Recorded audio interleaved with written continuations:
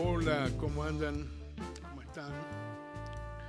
Bueno, como todo en la vida, llega. Y llegó octubre nomás, el mes peronista por excelencia. Si hay un mes que podemos decir que tiene que ver por muchos motivos con el peronismo, es octubre precisamente. No solamente por el 17, vamos a empezar con este programa y el próximo también. Vamos a hacer una especie de vigilia, vamos a hablar de algunas cuestiones que tienen que ver con esa fecha fundacional del peronismo y también con algunas cosas que fueron pasando y que quizás no las recordamos tanto como suele ocurrir con todas las cosas que van quedando en el pasado y mucho más cuando estamos hablando de casi 80 años, son muchos. Sin embargo, a pesar de eso, la fecha, el 17 de octubre, sigue siendo no solamente recordada, celebrada, es algo así como la punta del ovillo, digamos, desde ahí arranca una historia fantástica, maravillosa, con un montón de momentos extraordinarios y también con momentos tremendos, dolorosos, difíciles, a los que, bueno, nos vimos llevados en algunos momentos, en muchos años también, años de exilio de Perón, años de persecución, de cárcel. A ver, ser peronista nunca fue fácil. Diría que siempre fue un desafío. Y supongo que seguirá haciéndolo mientras dure, mientras perdure. Y yo estoy absolutamente convencido de que el peronismo no tiene fecha de vencimiento. Pero vamos a recorrer un poco algunas de las cuestiones que tenían que ver en ese 1945 tan especial, un año que partamos de la base de que fue un año crucial, una especie de un antes y un después en el mundo. 45 terminó la Segunda Guerra Mundial, que había, bueno, provocado un conflicto de proporciones gigantescas que abarcó básicamente el territorio europeo, los mares, que siempre a veces uno se olvida, y después se incorporó Oriente con la suma a lo que fueron los países del llamado eje de Japón, que se sumó a Alemania, a Italia, bueno, tratando de 3 contra el mundo o algo así. Y cuando digo los mares, digo porque la actividad de todos tanto de los buques de guerra como los submarinos durante todo este periodo fue enorme. Más aún, a nosotros nos tocó y bien de cerca. Tuvimos una batalla en el Río de la Plata, en la persecución de un buque, el Admiral Graf Spee, que fue su capitán, era el capitán Landorf, un avezado marino alemán.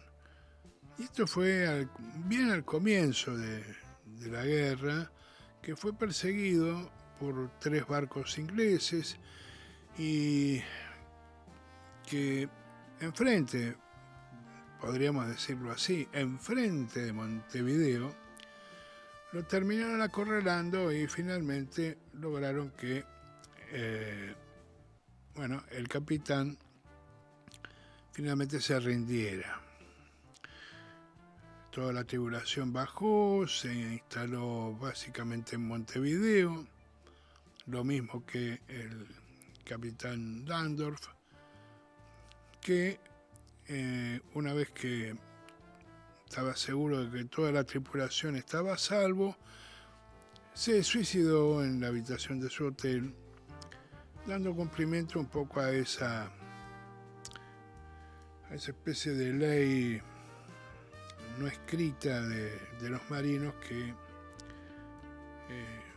mueren con su barco, los capitanes mueren con su barco, porque previamente a todo lo que hizo Landor fue dinamitarlo, explotarlo, y por eso finalmente el Graf Spee está en el fondo del Río de la Plata. Así que tuvimos acá, muy cerquita la guerra, por un episodio quizás casual, porque el Graf Spee andaba dando vueltas por varios mares, era un barco ligero, se movía con mucha rapidez. Bueno, la cuestión es que 900 tripulantes terminaron finalmente, después de días y vueltas, llegaron a tanto a Uruguay como a la Argentina. En la Argentina básicamente fueron 900 los que había, esa era la cifra por lo menos hacia 1945, que se los destinó a distintos lugares. Bueno, es una historia interesante que algún día quizás la contemos, porque tiene sus aristas de todo tipo. Parte de esa tripulación finalmente se quedó en la Argentina, echó raíces, se casó, tuvo familia. Algunos, terminada la guerra, volvieron a Alemania. Así que bueno, el 45 fue un año de muchas cuestiones importantes, además de que, bueno, terminó la guerra, terminó en septiembre del 45 oficialmente, después de la rendición de Japón. Ya Mussolini había sido fusilado y colgado patas arriba con su amante, su compañera Clara Petacci. Ya Hitler se había suicidado y lo único que faltaba era la rendición de Japón, que, bueno, fue incentivada, o en todo caso acelerada, por otra cosa que el año 45 tiene en su haber. Por primera vez se lanzaron 2 bombas atómicas, la primera en Hiroshima y la segunda en Nagasaki. Obviamente, después de semejante estropicio, de semejante brutalidad, Japón se rindió. En Hiroshima se calcula que murieron 200.000 personas y hubo un número similar de heridos, lisiados. Bueno, todo eso pasó en ese año 45, un año que si lo trasladamos a la vida cotidiana de la Argentina y del mundo también, pensemos que era un tiempo en el que no había nada de lo que hoy tenemos. No había televisión, en la Argentina no había televisión.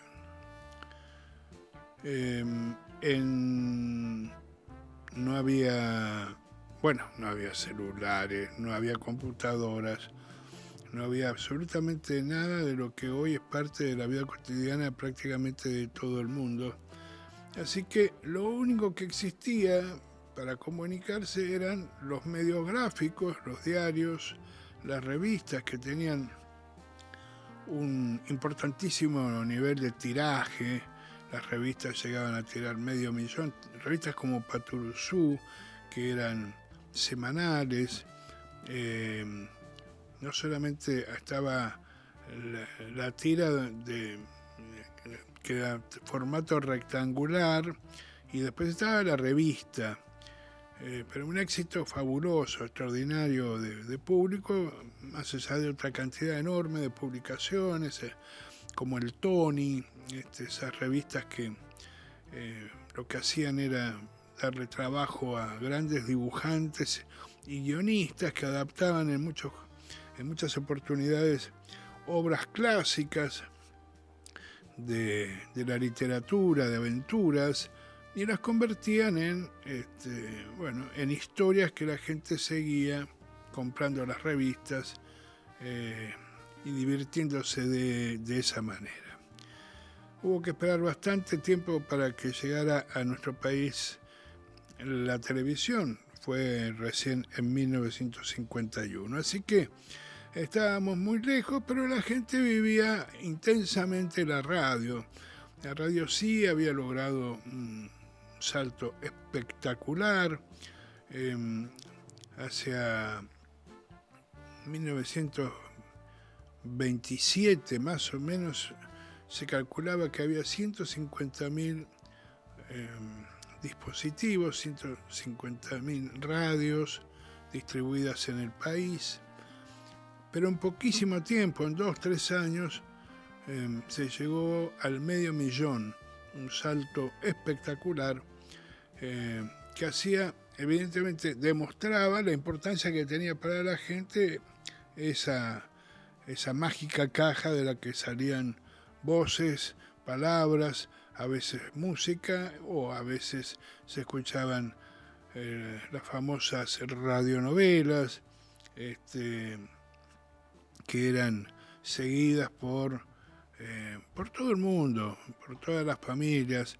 Había algunas que estaban especialmente dedicadas a las mujeres, porque eran en esos años, a ver, los roles de hombre y mujer, si bien había muchísimas mujeres que trabajaban, era como que la mujer estaba más en la casa, y después, con el transcurrir del tiempo, empezó a haber como una movida más hacia trabajos externos.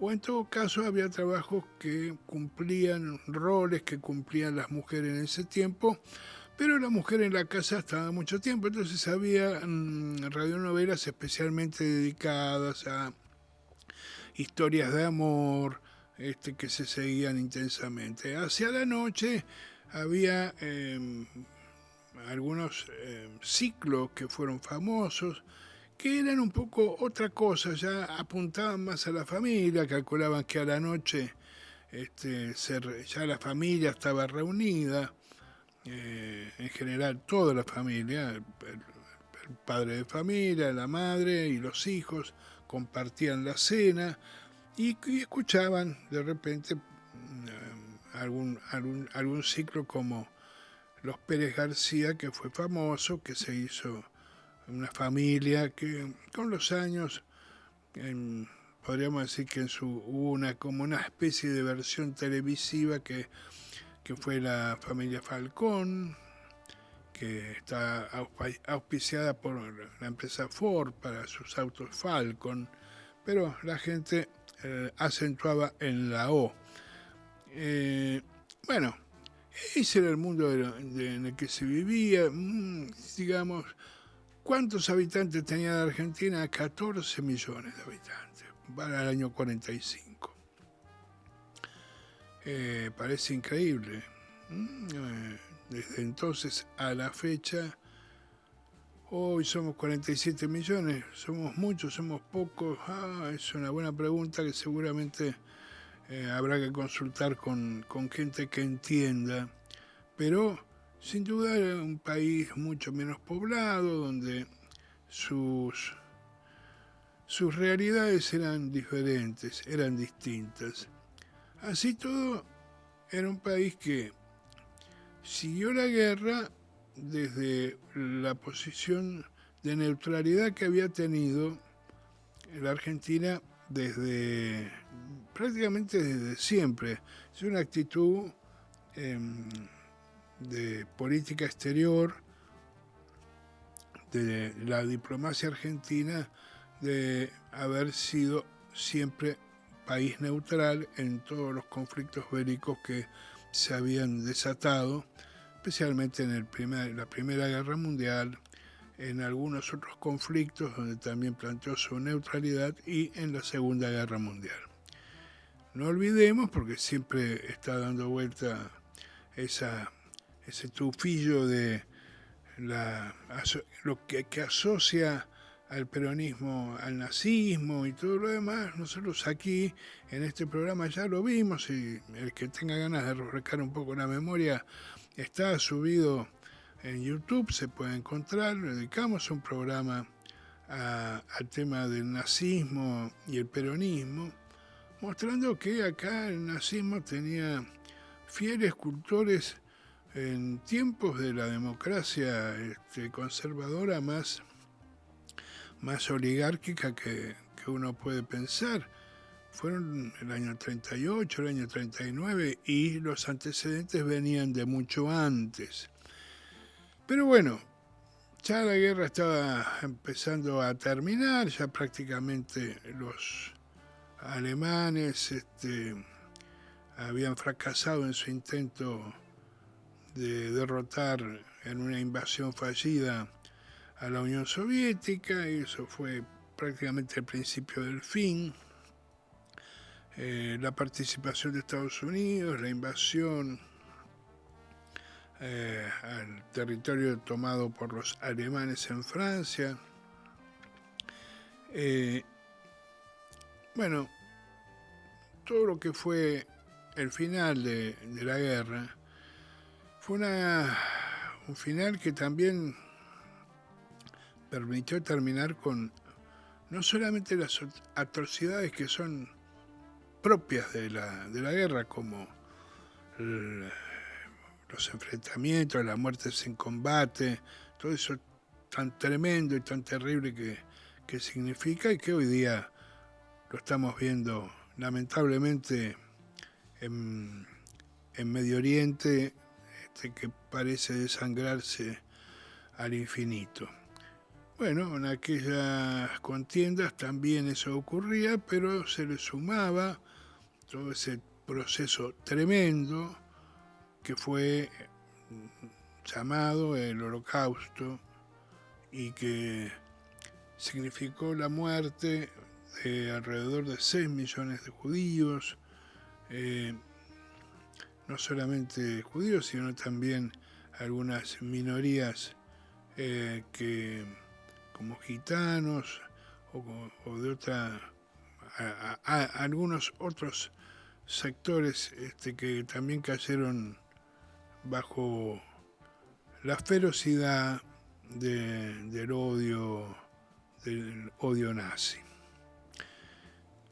Y la Argentina en todo eso, bueno, hubo un cambio en la conducción política del país, porque la historia de la década infame, como se conoció la década del 30, después del golpe, el primer golpe en el siglo XX, que termina con el gobierno de la segunda presidencia de Hipólito Yrigoyen, la Argentina se había convertido en un país absolutamente corrupto desde todo punto de vista. Pero básicamente corrupto desde el punto de vista político, porque lo único que prevalecía era el fraude electoral, que hacía imposible que eso pudiera ser llamado democracia, a pesar de que había muchos que defendían a todo trapo que eso era un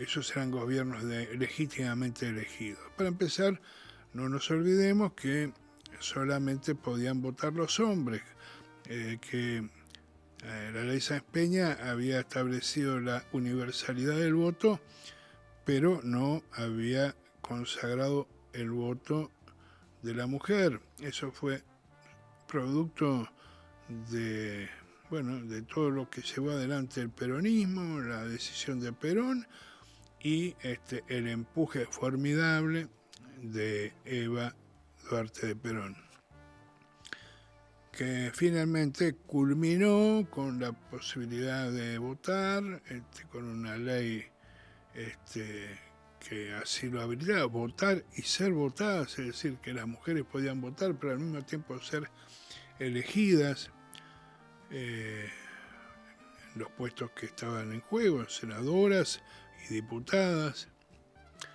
Y finalmente, eso ocurrió en 1951, en la elección donde Perón ganó por segunda vez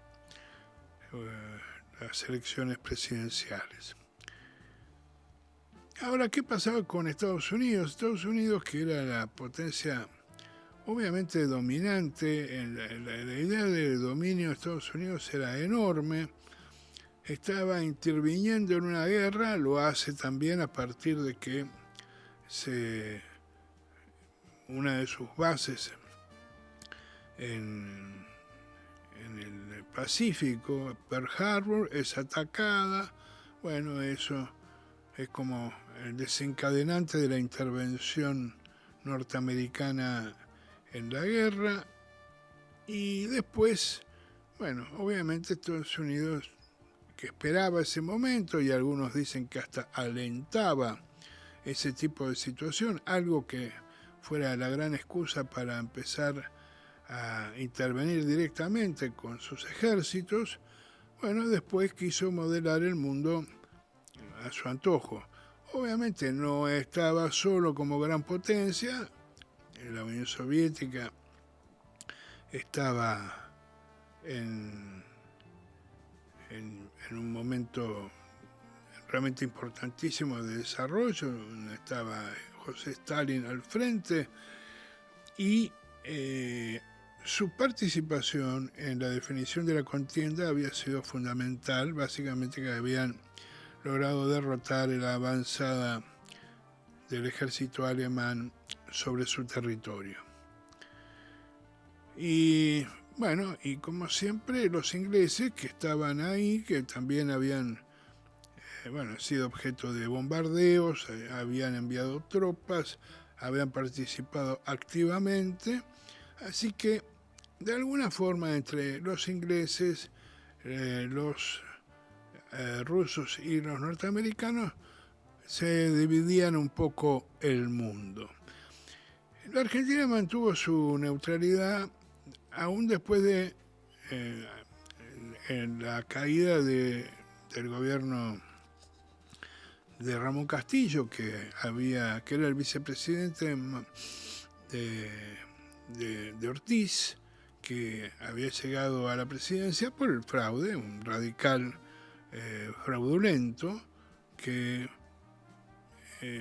enfermo finalmente pidió licencia, sabiendo que no iba a volver. Ahí lo reemplazó Ramón Castillo, que continuó y pensaba continuar con el mecanismo del fraude electoral para eternizarse en el poder. El golpe militar del 4 de junio de 1943, comandado por un grupo de jóvenes militares, eran coroneles en muchos casos, entre los que se encontraba Juan Domingo Perón, dijeron que esa etapa había terminado, que ellos rompían el orden institucional simplemente para restablecerlo, pero de una manera absolutamente transparente y amplia, después de realizar una serie de acciones en ese sentido. Pero mientras tanto mantenían el la neutralidad, o sea que no rompieron la tradición que venía llevando la Argentina. Había dentro del grupo de militares algunos que eran, digamos, pro gobiernos del eje, algunos eran pro nazis, más o menos declarados, pero la mayoría en definitiva eran militares de lo que podríamos llamar de un nacionalismo amplio con matices. Entre esos militares sin duda estaba Perón, que era una de las figuras más destacadas, ya venía desarrollando una larguísima tarea dentro de las filas del ejército, donde había entrado muy joven, a los 11 años, y hacia el año 45 era un coronel que había logrado, dentro del gobierno iniciado en 1943, bueno, podríamos decir que había cambiado la matriz de la Argentina. ¿Por qué? Porque le dio el espacio que no había tenido nunca hasta ese momento el movimiento obrero, el movimiento de los trabajadores. Llegó al gobierno tomando el Departamento Nacional de Trabajo, que era un área muy pequeña, de poca gravitación. Al poco tiempo lo convirtió en Secretaría de Trabajo y Previsión, y a partir de ahí la historia empezó a cambiar. Bueno, pasó el 43 con un montón de transformaciones, de leyes que se empezaban a implementar en beneficio de los sectores trabajadores, y finalmente el 44, bueno, es como el gran espaldarazo público, producto de una situación desgraciada, sin duda, como fue el terremoto de enero de 1944 en San Juan. Lo que le dio una visibilidad a Perón que hasta ese momento no tenía, solamente los sindicatos que empezaban a crecer en cantidad y en calidad, los que de alguna forma tenían que ver con los temas laborales, lo conocían a Perón. Pero el resto de la sociedad, como en general, apenas algunos conocían los nombres de algunos de los integrantes del gobierno. Y finalmente, bueno, con el 44 Perón aparece, y desde el momento que aparecen, ya nunca más las cosas iban a ser iguales. Ahí hay todo un proceso de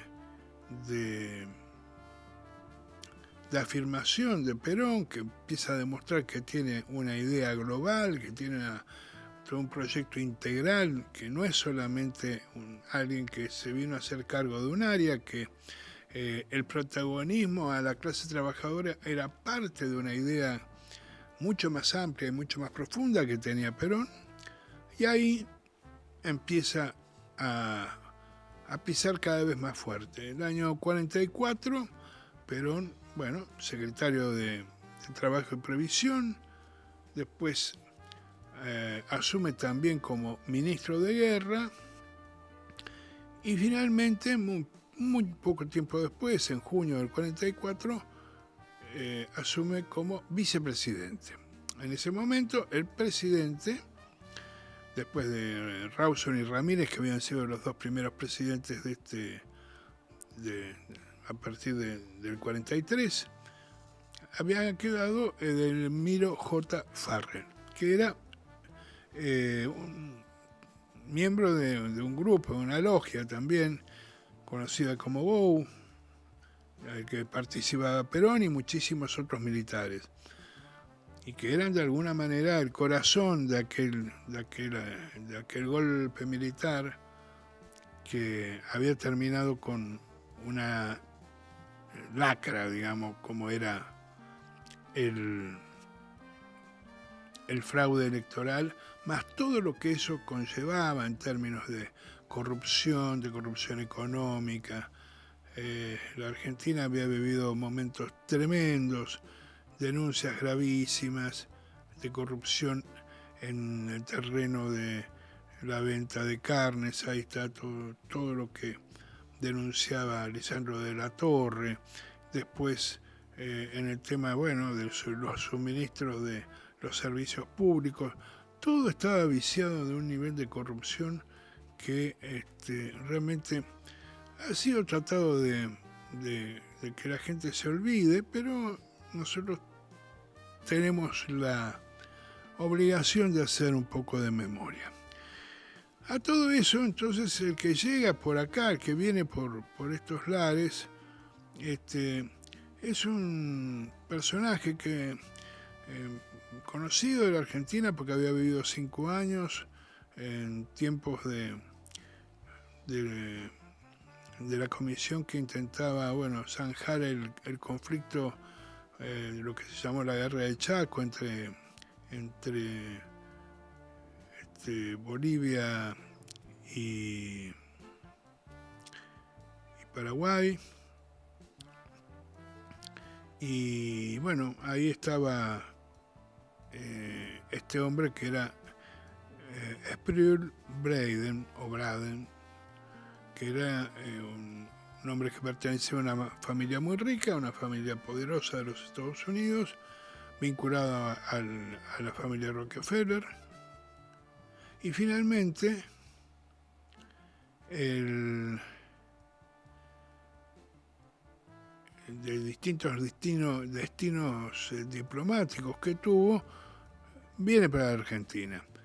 Y realmente intenta, desde que llega, someter al gobierno, básicamente someter al gobierno y a Perón en particular, que ya a esa altura del partido se había convertido en una especie de enemigo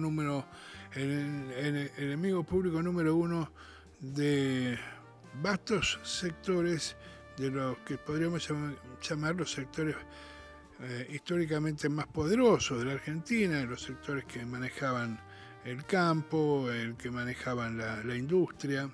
Nosotros ahí lo estamos viendo en imágenes el día que llegó. Llegó con la intención de domar, lo llamaban el toro, lo llamaban por su robusta contextura, y llegó con la idea de domarlo a Perón y si era posible de tirarlo abajo. Estos eran sus objetivos. Claramente no lo consiguió, pero hizo todo lo posible. A ver, hubo un montón de momentos que así lo atestiguan. Públicamente decía lo que pensaba, no tenía ningún... Ahí lo estamos viendo en La Sociedad Rural, es el que está al lado con gorro, ahí se lo ve con un sombrero al lado de quien está hablando, que es el presidente de La Sociedad Rural en aquel momento, Alejandro Bustillo. Bueno, él siempre se vinculó a estos sectores, quiso convertirlos y convertirse él en una especie de líder de todos los sectores que de alguna manera detestaban al peronismo, un peronismo que no había nacido como tal. Detestaban a Perón, detestaban sus políticas. No nos olvidemos que el 13 de octubre, en otro octubre del año anterior, 1944, Perón había impulsado y se había establecido el Estatuto del Peón Rural, algo así como una especie de golpe de muerte a esa oligarquía que creía que todo lo podía, que podía dominar. Ahí vemos una publicación, y no queremos hacer al proletario campesino. Queremos hacer agricultores felices, dijo Perón. Y ahí estaba, el Estatuto del Peón era una de las grandes e inesperadas conquistas por un sector social que había sido prácticamente olvidado a lo largo de toda la historia, a pesar de ser el sector de trabajadores que más tenía que ver con una de las áreas que más riqueza producía. Ahí estaba entonces Braden en la rural, y después Braden en su intentona iba por todos lados, iba por vamos a agarrar este libro que tenemos aquí, iba por todos lados dando vuelta, iba por Santa Fe, por Entre Ríos, y en todo hacía grandes actos proselitistas. Realmente parecía como si todo fuera, ahí vemos un diario de la... Acá es cuando volvía de una gira que había hecho por el litoral, por distintos lugares, entonces la gente que lo fue a recibir al Retiro, ahí con un circulito lo marcan, el tipo. Era una especie de ídolo, y entonces tenemos otros diarios que si los vamos pasando, revelan de alguna manera el nivel de locura, yo digo locura que tenía. A veces nos asombramos de lo que pasa hoy, cuando decimos no puede ser, cómo trabajan los diarios, cómo dicen lo que dicen, cómo mienten. Esto es un poco más adelante, esto es cuando se hizo la... tenemos a ver otro diario que me puedo equivocar, pero otro diario que habla de el viaje de Braden por el interior de la provincia. Pero bueno, fue por todos lados, la gente gritaba en libertad, constitución, eso lo hacían cada vez que iba don Braden por ahí. Yo tengo este libro que lo tenía puesto ahí, que es un libro del 70 y pico, de una norteamericana, Jane Van der Kar, Perón y los Estados Unidos, que tiene como realmente la importancia que tiene desde el punto de vista de su valor como testimonio histórico, es que publica, porque ya se habían desclasificado en estos momentos, un montón de documentos que emitían, mensajes que se emitían desde la Embajada de Estados Unidos en la Argentina en tiempos de Braden al Departamento de Estado. Entonces, uno se da cuenta que la obsesión que tenían con el gobierno en ese momento, bueno, que el presidente no era Perón, pero es como que para ellos era el gobierno de Perón, como era el gobierno de Perón para muchísimos argentinos de los sectores más acomodados del país, que lo veían a Perón como una especie de enemigo mucho más peligroso que los comunistas, que en definitiva estaban los comunistas estaban con los mismos que se suponía que debían combatir, es decir, había una especie de alianza entre los comunistas y los miembros más conspicuos de la oligarquía.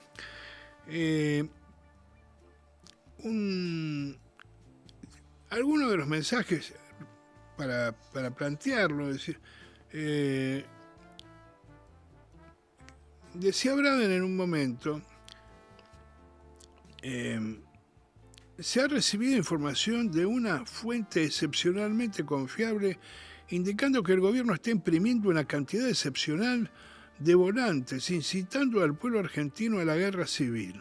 Los volantes llevarán el sello del Partido Comunista. La campaña será utilizada por el gobierno para iniciar una acción violenta contra la oposición con el pretexto de un peligro inminente. resultante de un movimiento subversivo liderado por los comunistas. Si bien se toma la información antedicha con reserva, digamos, a ver, este tipo tampoco se la jugaba totalmente, se cubría un cachito de las espaldas, no puede descartarse la posibilidad de que Perón, consciente de la debilidad de su actual posición, decida asumir tácticas de tipo incendio del Reichstag para confundir el problema y emerger como el restaurador de la estabilidad y la paz en la República. Esto era parte de lo que decía y pensaba Braden como embajador de los Estados Unidos en la Argentina. Después también hay otro mensaje, hay muchos, hay muchísimos mensajes que sería muy largo descifrar, pero yo, si tienen la oportunidad, los invito a que traten de buscar estos materiales, porque son de una claridad absolutamente extraordinaria. No dejan lugar a dudas del intento de, bueno, hoy lo seguimos viendo, no es nuevo, pero que de alguna manera queremos refrescarle la memoria que este tema del intento de someter a los pueblos de la región, a los pueblos de la región de Latinoamérica, es muy antiguo. El 19 de septiembre del 45, todos los partidos de la oposición, casi